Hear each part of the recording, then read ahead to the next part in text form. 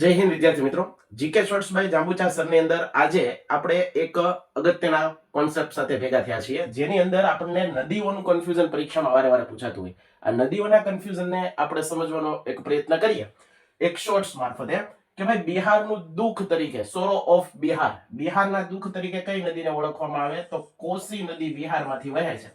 આ કોસી નદીને બિહારના દુઃખ તરીકે ઓળખવામાં આવે છે.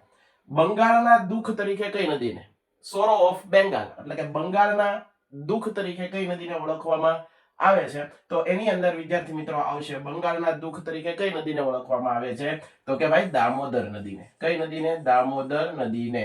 ઓકે, આ વાત આપણે ક્લિયર કરી. ચીનના દુઃખ તરીકે તો કે ભાઈ હવાંગ હો નામની નદી, આ ચીનના દુઃખ તરીકે ઓળખવામાં આવે હવાંગ હો નદીને. બરાબર. દક્ષિણની ગંગા તરીકે તો કે ભાઈ ગોદાવરી, દક્ષિણની ગંગા તો કે ભાઈ ગોદાવરી નદી.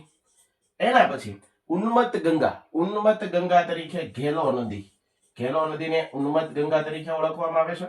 કશ્યપ ગંગા તરીકે સાબરમતી, કશ્યપ ઋષિ અહીંયા તપ કર્યું હતું, સાબરમતી નદી. બરાબર. એના પછી વિદ્યાર્થી મિત્રો કિરાત કન્યા તરીકે હાથમતી નદીને ઓળખવામાં આવે છે. કિરાત કન્યા તરીકે કઈ નદીને ઓળખવામાં આવે છે? હાથમતી નદી. કેવો શોર્ટ્સ લાગ્યો એકવાર કોમેન્ટ જરૂરથી કરજો. જય હિન્દ.